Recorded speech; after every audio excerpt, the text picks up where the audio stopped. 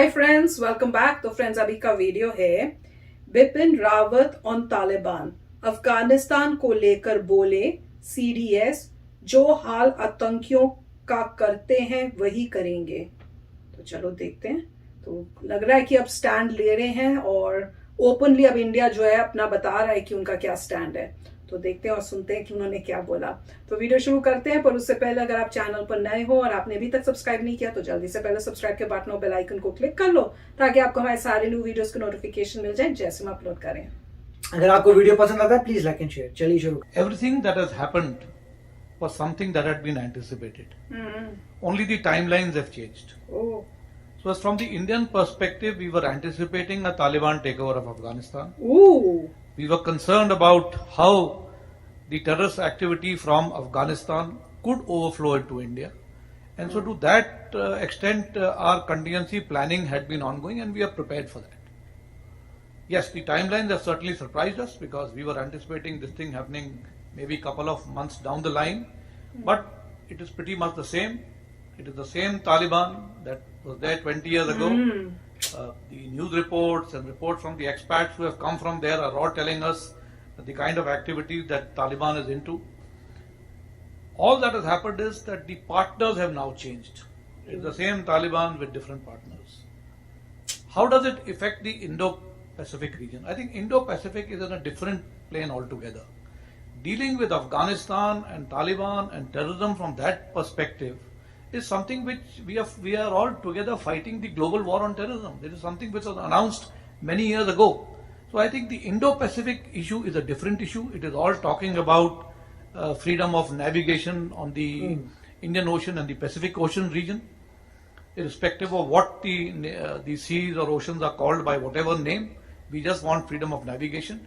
It also involves, with the kind of ecological imbalance that is happening, the kind of disasters we are witnessing in these areas. There are a large number of nations in this region which can be considered as the haves and the have-nots. But everybody gets equally affected by the disasters. So how can we all come together, bring support to the nations who are amongst the have-nots, need support? And therefore I think if we have a grouping of nations in this manner and we have strategic partnerships in this manner, we can come to rescue people who get affected by this. So I think the Indo-Pacific and the Afghan situation should not be looked at from the same prism. They are two different issues. Yes, it is a challenge to security in this region. Both pose challenges to security in the region, but they are on two different planes, and those two parallel lines are unlikely to meet. That side we have to ensure that we are prepared to fight all actions by the terrorist activities. Our nation is committed to ensure that we have a terrorist-free environment in this region. So as far as Afghanistan is concerned, we will make sure that any activity which is likely to flow out of Afghanistan and then find its way into India will be dealt with in the manner in which we are dealing with terrorism in our country.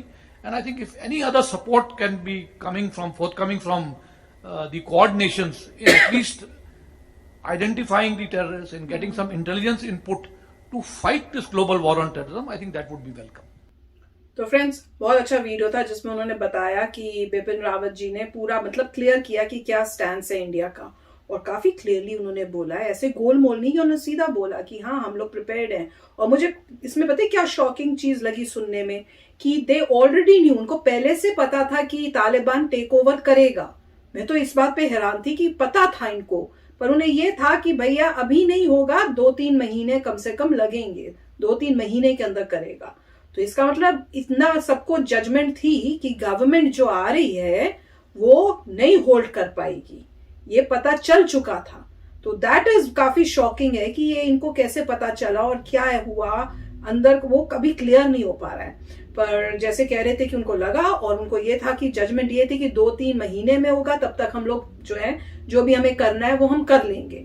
पर इतनी जल्दी हो गया, उन्होंने कहा पर कोई नहीं, वो जो बाद में होना था, जो पता था हमें, वो बाद में होने की जगह थोड़ा जल्दी हो गया, पर हम सब डील करने के लिए रेडी हैं।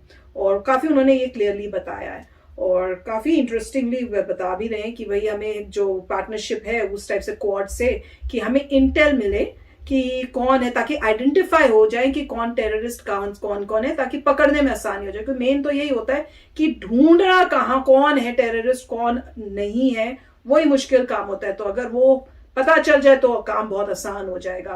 पर डेफिनेटली अब तो इंडियन आर्मी अलर्ट पे होगी, स्पेशली उन एरियाज में जहां से उनको पता है कि वो आ सकते हैं और सिचुएशन है टफ और मतलब बहुत उस टाइप की हो गई है और पूरे वर्ल्ड में हो गई है।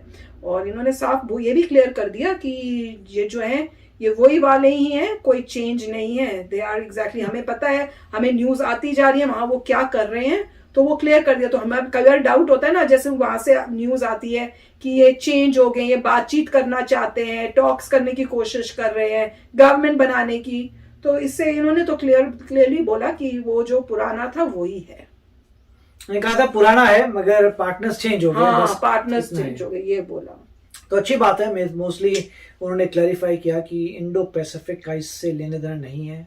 मुझे पता नहीं अगर कोई कंफ्यूज हो रहा था तो क्यों कंफ्यूज हो रहा था।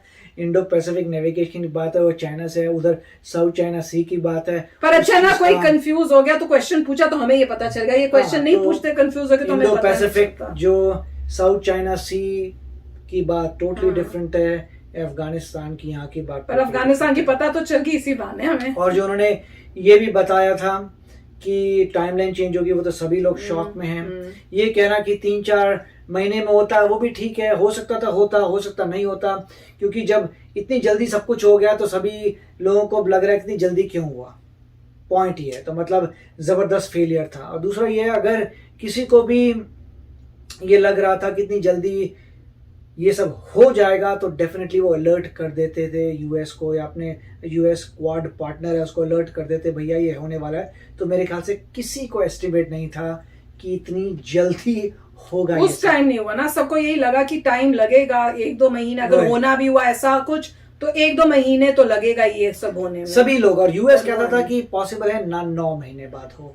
इस टाइप से था कि हमने इतनी की है, उसको हो सकता है उस वक्त हो या ना हो, मगर पॉसिबिलिटी थी काफी समय के बाद।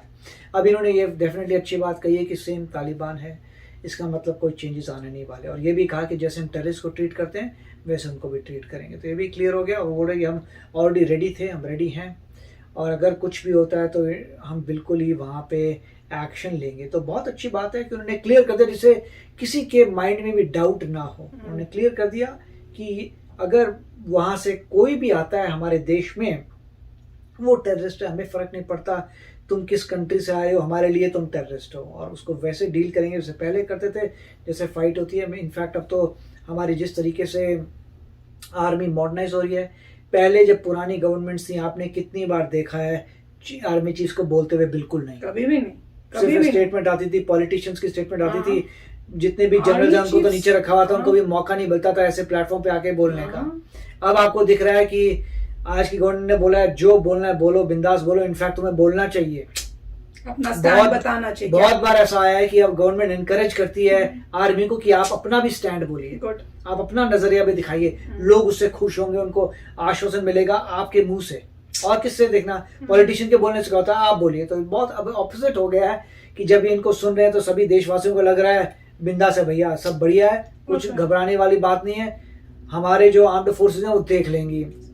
तब तक जो है मॉडर्नाइजेशन हो रही है, जैसे हमने किया था AK 203 उसको कर रहे हैं, तो मॉडर्नाइजेशन हमारी जारी है। और जिस तरीके से अगर कंट्री का GDP ग्रो करता रहा तो और इंप्रूवमेंट्स आएगी। हर इंसान को ये देखना चाहिए कि अगर मैं दिन रात मेहनत कर रहा हूँ तो मेरी कंट्री भी आगे बढ़ेगी। बस यही पॉइंट है। बिल्कुल, अच्छा काफी वीडियो था। यस फ्रेंड्स, तो चलो चलते हैं, मिलेंगे नेक्स्ट वीडियो में बहुत ही जल्द। Till then take care and bye bye. तो अगर आप मेरे इस चैनल पे नए हो तो जल्दी से सब्सक्राइब के बटन को हिट करो और बेल आइकन को क्लिक करो, ताकि आपको मेरा जब नया वीडियो मैं लगाऊं आपको उसके बारे में जल्दी से पता चल जाए।